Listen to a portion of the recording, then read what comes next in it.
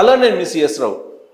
CBI మాజీ director Nageswararao చేసినటువంటి tweet ప్రకారం జగన్మోహన్ రెడ్డి దావుద్ ఇబ్రహీం కంటే కూడా ప్రమాదకరం. ఇప్పుడు నిజంగా అలాంటి ప్రమాదం ఉందా ఆంధ్రప్రదేశ్కి జగన్మోహన్ రెడ్డి రూపంలో అని అంటే 2019 నుంచి 2024 వరకు జగన్మోహన్ రెడ్డి పరిపాలన, ఆయన చేసినటువంటి విధానపరమైనటువంటి కొన్ని నిర్ణయాలు కనుక గమనిస్తే సిబిఐ మాజీ డైరెక్టర్ నాగేశ్వరరావు చేసినటువంటి ట్వీట్ కరెక్టేమో అనిపిస్తుంది. భూములకు సంబంధించి కొల్లగొట్టడానికి, భూమి రికార్డులను మాయ చేయడానికి జగన్మోహన్ రెడ్డి చేసినటువంటి ప్రయత్నం ఇప్పుడు వెలుగు చూస్తుంది. క్రిటికల్ రివర్ అనేటువంటి ఒక సంస్థకి భూ రిజిస్ట్రేషన్లకు సంబంధించినటువంటి సాఫ్ట్వేర్ని నిర్వహణను అప్పచెప్పారు. సరిగ్గా అక్కడే జగన్మోహన్ రెడ్డి యొక్క భూ దందా మొదలైంది అని చెప్పవచ్చు. సూట్ కేస్ కంపెనీలనే కాదు, సాఫ్ట్వేర్ని తయారు చేయడంలో సాఫ్ట్వేర్ కంపెనీలను కూడా తన సొంత ఆలోచనలకి మలుచుకోవడంలో జగన్మోహన్ రెడ్డి ఆరితేరిపోయాడని ఈ సాఫ్ట్వేర్ ద్వారా అర్థమవుతుంది. అసలు ఈ క్రిటికల్ రివర్ ఎవరిది, దీనికి ఎందుకు ఇవ్వాల్సి వచ్చింది? దేశంలో ఉండేటువంటి అనేక రాష్ట్రాలు ఎన్ఐసి అనేటువంటి సాఫ్ట్వేర్ సంస్థకి అప్పచెప్తే భూ రికార్డులను ఆన్లైన్లో పెట్టడానికి జగన్మోహన్ రెడ్డి మాత్రం క్రిటికల్ రివర్కి అప్పచెప్పారు. ఎవరిది ఈ క్రిటికల్ రివర్ అంటే శేషిరెడ్డి అనేటువంటి వ్యక్తిది. ఈ శేషిరెడ్డి ఎవరు అని అంటే మానం అంజిరెడ్డి అనేటువంటి ఒక అతనికి సమీప బంధువు. ఆయన ఒంగోలులో ఉంటారు. ఆయన కంపెనీని అమెరికాలో రిజిస్ట్రేషన్ చేసి దాదాపు 34 కోట్ల రూపాయలు ఆ కంపెనీకి ఇవ్వడం ద్వారా ఈ క్రిటికల్ రివర్ అనేటువంటి సాఫ్ట్వేర్ని తీసుకొచ్చారు జగన్మోహన్ రెడ్డి. సరిగ్గా అక్కడే ఆంధ్రప్రదేశ్ భూముల మీద, భూపత్రాల మీద తారుమారు చేసే దానికి పునాది పడింది. సో ఇందుకీ ఆ శేషిరెడ్డి ఎవరు, ఆ క్రిటికల్ రివర్లో జరిగింది ఏంటి అనే దాని మీద విశ్లేషణ చేసుకునేటువంటి ప్రయత్నం చేద్దాం. సో ఆస్తుల రిజిస్ట్రేషన్, ఏపీలో ఆస్తుల రిజిస్ట్రేషన్ని ఒక సాఫ్ట్వేర్ ఉంటుంది. ఆ సాఫ్ట్వేర్కి సంబంధించినటువంటి నిర్వహణ అంతా కూడా అనుకున్నటువంటి తనకి అనుకూలంగా ఉన్నటువంటి కంపెనీకి జగన్మోహన్ రెడ్డి అప్పట్లో అప్పచెప్పారు ఆస్తుల రిజిస్ట్రేషన్ సాఫ్ట్వేర్ని. కేంద్ర ప్రభుత్వ సంస్థను తప్పించి ప్రైవేట్ కంపెనీకి ఆస్తుల వివరాలు అప్పటి వరకు కూడా కేంద్ర ప్రభుత్వ సంస్థ ఎన్ఐసి నిర్వహించేది. ఇప్పటికి కూడా దేశంలో ఉండేటువంటి 17 రాష్ట్రాలు ఎన్ఐసి అనేటువంటి కంపెనీకి ఈ సాఫ్ట్వేర్ని అప్పచెప్పింది. ఈ సాఫ్ట్వేర్ నిర్వహణని, రిజిస్ట్రేషన్ భూములకు సంబంధించి కీలకం కాబట్టి. ఎందుకంటే రిజిస్ట్రేషన్ చేయించుకున్నటువంటి వాళ్ళ ఏలుముద్రలు ఉంటాయి, అలాగే వాళ్ళ సంతకాలు కూడా ఉంటాయి. ఆ సాఫ్ట్వేర్లో నిక్షిప్తమై ఉంటాయి. వాటిని చాలా భద్రంగా ఉంచాలి. వాటిని చాలా సేఫ్గా ఉంచితేనే ఈ భూపత్రాలు తారుమారు కాకుండా, రిజిస్ట్రేషన్లు తారుమారు కాకుండా ఉంటాయి. అందుకే కేంద్ర ప్రభుత్వం అనుమతించిన ఎన్ఐసి సంస్థకి ఉండేవి. కానీ దాన్ని మార్చేసి ఒక ప్రైవేట్ సంస్థకి జగన్మోహన్ రెడ్డి ఈ సాఫ్ట్వేర్ని అప్పచెప్పారు. అమెరికాకు చెందినటువంటి ప్రైవేట్ కంపెనీ సర్వర్లో భూముల రికార్డులు 2019 నుంచి 2024 వరకు భూముల రికార్డులన్నీ కూడా అమెరికాకు సంబంధించినటువంటి ఒక ప్రైవేటు కంపెనీ వద్ద ఉన్నాయి. అంటే ఆంధ్రప్రదేశ్ ప్రజల యొక్క ఆస్తుల వివరాలు అమెరికాలో ఉండేటువంటి ఒక ప్రైవేటు కంపెనీ వద్ద ఉన్నాయి. అలాగే ఆస్తులకు సంబంధించిన యజమానుల యొక్క ఏలుముద్రలు కానీ లేదా సంతకాలు కానీ ఆ ప్రైవేట్ కంపెనీ దగ్గర ఉన్నాయి. ఇప్పుడున్నటువంటి పరిస్థితుల్లో ఏ విధంగా ట్యాంపరింగ్ చేస్తున్నారు, ఏ విధంగా సైబర్ అటాక్స్ జరుగుతున్నాయి అనేది మనందరికీ తెలుసు. మరి ఇప్పుడు ఒక ప్రైవేట్ కంపెనీ దగ్గర ఏలుముద్రలు, సంతకాలు ఉన్నాయని అంటే భూములకు సంబంధించినటువంటి యాజమాన్య హక్కుల్ని ఏదైనా ఆ ప్రైవేట్ కంపెనీ చేయగలదు అనేది చెప్పచ్చు. ఇక ఆ ప్రైవేట్ కంపెనీ వేలుముద్రలు, ఆధార్లు, కంప్లీట్ ఆధార్ డేటా ఆ ప్రైవేట్ కంపెనీ దగ్గర ఉంది. ఆస్తుల వివరాలు, భద్రత మీద అనుమానాలు ఉన్నాయి.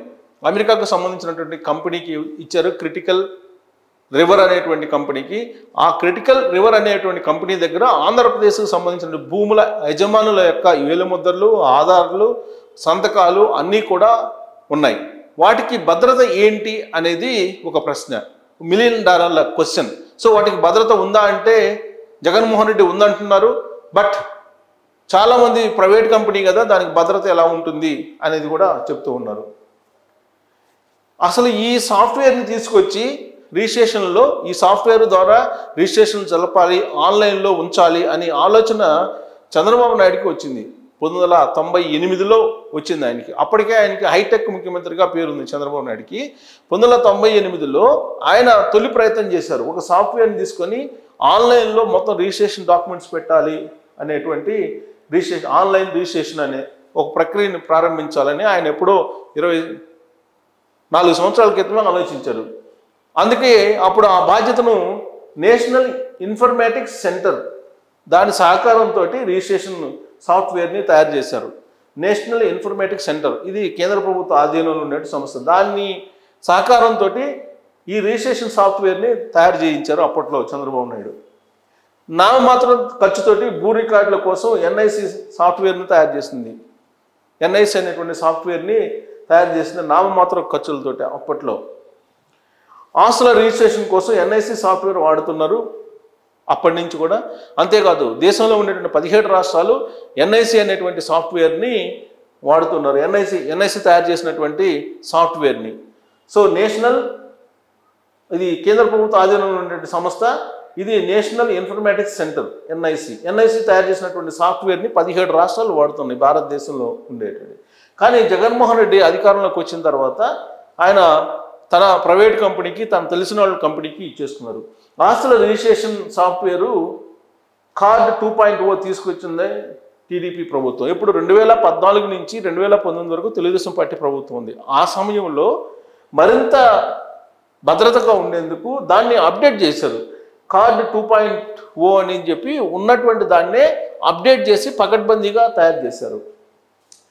ప్రయోగాత్మకంగా రేణిగుంట, కంకిపాడు రిజిస్ట్రేషన్ ఆఫీసుల్లో దాని వినియోగం కూడా చేశారు. అప్పట్లో చంద్రబాబు నాయుడు ముఖ్యమంత్రిగా ఉన్నప్పుడు 2014-2019 మధ్యలో ప్రయోగాత్మకంగా రేణిగుంట, కంకిపాడు ఈ రిజిస్ట్రేషన్ ఆఫీసుల్లో దాని యొక్క వినియోగం ఎలా ఉంటుంది ఏంటి అనేది పరిశీలించారు. ఆ తర్వాత వైఎస్ఆర్ కాంగ్రెస్ పార్టీ 2019లో అధికారంలోకి వచ్చిన తర్వాత ఆ రోజున చంద్రబాబు నాయుడు ఏదైతే సాఫ్ట్వేర్ని డెవలప్ చేసి ఉంచారో కేంద్ర ప్రభుత్వం యొక్క సహకారంతో, కేంద్ర ప్రభుత్వం యొక్క సంస్థ కాబట్టి ఎన్ఐసి తోటి, దాన్ని కాదని చెప్పి క్రిటికల్ రివర్ అనేటువంటి కంపెనీకి సాఫ్ట్వేర్ తీసుకున్నారు. ఆ కంపెనీ నుంచి సాఫ్ట్వేర్ని తీసుకున్నారు. ఉన్నటువంటి సాఫ్ట్వేర్ని కాదనుకోని. ఎందుకు? చంద్రబాబు నాయుడు దాన్ని పకడ్బందీగా చేశారు కాబట్టి దేశంలో ఉండేటువంటి 17 రాష్ట్రాలు వాడుతున్నటువంటి ఎన్ఐసి తయారు చేసినటువంటి సాఫ్ట్వేర్ని కాదని జగన్మోహన్ రెడ్డి అధికారంలోకి వచ్చిన తర్వాత క్రిటికల్ రివర్ అనేటువంటి సంస్థ నుంచి సాఫ్ట్వేర్ని తీసుకున్నారు కొన్ని కోట్ల రూపాయలకి. ఎంత? 34 కోట్ల రూపాయలు చెల్లించి ఈ సాఫ్ట్వేర్ని తీసుకున్నారు. వాస్తవంగా ఎన్ఐసి నామమాత్రం ఖర్చుతోటి ఈ సాఫ్ట్వేర్ని తయారు చేసింది. కానీ జగన్మోహన్ రెడ్డి అధికారంలోకి వచ్చిన తర్వాత అదే సాఫ్ట్వేర్ని 34 కోట్ల రూపాయలకి కొనుగోలు చేసి ఆ క్రిటికల్ రివర్ అనేటువంటి సంస్థకి ఇచ్చారు 34 కోట్ల రూపాయలు. అప్పుడే ఐటీ సలహాదారు పాతూరు శేషిరెడ్డి అనే అతను ఐటీ సలహాదారుగా ఉన్నాడు ఇదంతా జరిగినప్పుడు. ఆయన ఇచ్చినటువంటి సూచనతోటే క్రిటికల్ రివర్కి ఈ కాంట్రాక్ట్ అప్పచెప్పారు. ఆ రోజున ఐటీ సలహాదారుగా శేషిరెడ్డి ఉన్నారు, పాతూరు శేషిరెడ్డి. ఆయన ఇచ్చినటువంటి సలహా మేరకు జగన్మోహన్ రెడ్డి ఈ క్రిటికల్ రివర్ అనేటువంటి సంస్థకి నుంచి సాఫ్ట్వేర్ కొనుగోలు చేశారు. ఆ కాంట్రాక్ట్ని కూడా ఇచ్చారు, నిర్వహణ సంబంధించిన కాంట్రాక్ట్ని కూడా. ఇంతకీ ఎవరు ఈ శేషిరెడ్డి అని అంటే ఒంగోలుకు చెందినటువంటి మారం అంజిరెడ్డి ఓనర్గా ఈ క్రిటికల్ రివర్ అనేది సంస్థ ఏర్పడింది. సో శేషిరెడ్డికి అంజిరెడ్డికి ఇద్దరికి సంబంధాలు ఉన్నాయి. సో క్రిటికల్ రివర్ అనేటువంటి సంస్థ అమెరికాలో అంజిరెడ్డి పేరు మీద, మారం అంజిరెడ్డి పేరు మీద రిజిస్టర్ అయ్యి ఉంది. దానికి ఈ సాఫ్ట్వేర్ అనుమతులను ఇవ్వడం జరిగింది. Critical River Pathuri Seshireddy company అని సమాచారం. సో ఈ పాతూరి శేషిరెడ్డి అని అతను ఐటీ సలహాదారుగా ఉన్నాడు, అతనిదే ఈ సాఫ్ట్వేర్ కంపెనీ అనేది ఒక సమాచారం. ఆయన ఐటీ సలహాదారుగా ఉన్నాడు కాబట్టి ఆయన కంపెనీకి నేరుగా ఇచ్చుకోకూడదు కాబట్టి ఆయనే ఒంగోలుకు సంబంధించినటువంటి మారం అంజిరెడ్డి అనేటువంటి పేరుతోటి అమెరికాలో ఈ క్రిటికల్ రివర్ అనేటువంటి సంస్థను రిజిస్టర్ చేయించి ఆ కంపెనీకి ఈ మొత్తం కాంట్రాక్ట్ను అప్పచెప్పారు.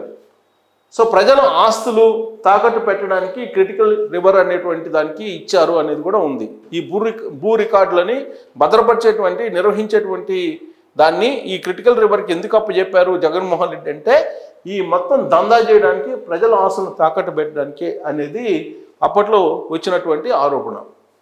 సో క్రిటికల్ రివర్ వ్యవహారం మీద విచారణకు ఇప్పుడు ఉన్నటువంటి ప్రభుత్వం ఆదేశించింది. అసలు క్రిటికల్ రివర్కి ఎందుకు అప్పచెప్పారు, ఈ క్రిటికల్ రివర్ భద్రత ఎంత, అనే దాని మీద ఇప్పుడున్నటువంటి చంద్రబాబు నాయుడు ప్రభుత్వం విచారణకు ఆదేశించింది. దీంతో ఈ శేషిరెడ్డి వ్యవహారం కానీ ఆ తర్వాత అంజిరెడ్డి వ్యవహారం కానీ మొత్తం బయటికి రాబోతుంది. ఇప్పటి వరకు అంటే 2019 నుంచి 2024 వరకు జరిగినటువంటి రిజిస్ట్రేషన్లకు సంబంధించి ఆ రిజిస్ట్రేషన్లకు సంబంధించినటువంటి యజమాన్యుల యొక్క ఫింగర్ ప్రింట్స్, పత్రాలు, అలాగే ఆధార్ కార్డులు ఇవన్నీ కూడా ఆ ప్రైవేట్ కంపెనీ దగ్గర ఉన్నాయి. అమెరికాలో ఉండేటువంటి ఆ ప్రైవేట్ కంపెనీ దగ్గర. అది రిజిస్టర్ మాత్రం అమెరికాలో అయి ఉంది. అది ఎప్పుడు రిజిస్టర్ అయింది ఏంటి అనే దాని మీద ఇప్పుడు విచారణ జరుగుతుంది. శేషిరెడ్డికి సంబంధించిన కంపెనీ అయినా లేదంటే మారం అంజిరెడ్డికి అసలు అమెరికాలో కంపెనీ రిజిస్టర్ చేయించుకునేటువంటి అర్హత ఉందా లేదా వీటన్నిటి మీద కూడా విచారణ జరుగుతుంది. భారతదేశంలో 17 రాష్ట్రాల్లో ఎన్ఐసి ఇచ్చినటువంటి సాఫ్ట్వేర్ని ఉపయోగిస్తూ ఉంటే ఆంధ్రప్రదేశ్లో మాత్రం జగన్మోహన్ రెడ్డి తన సొంత మనిషికి ఈ సాఫ్ట్వేర్ కాంట్రాక్ట్ని ఇవ్వడం జరిగింది. క్రిటికల్ రివర్ అనేటువంటి సంస్థకి ఆ సాఫ్ట్వేర్ని తీసుకుంది.